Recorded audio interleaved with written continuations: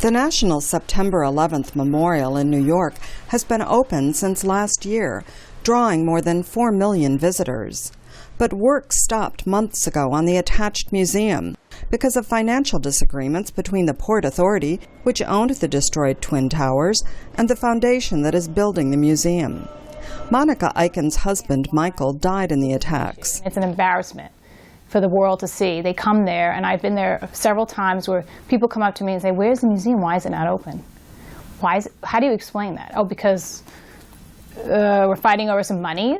The museum's exhibits will tell the stories of the attacks and of the people who died.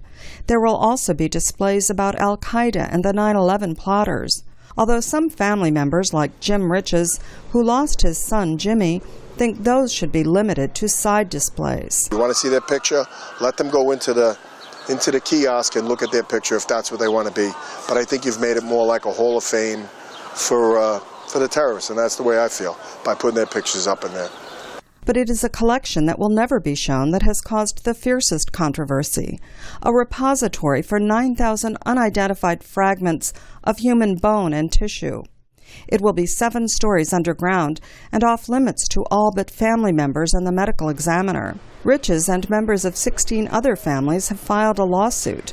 They want the remains entombed above ground. There's no museums, I don't think, in the whole country that put human remains in a museum. And you would also have to get the permission of the family members to do such a thing.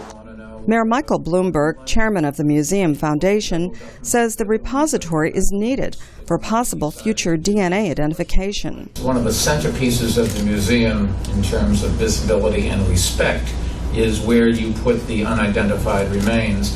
And it is not just in a small place, it is in a facility that also has what the medical examiner thinks will be necessary down the road as technology gets better. Another issue, an atheist group has filed suit to stop the display of cross-shaped steel beams that became an icon for recovery workers at Ground Zero.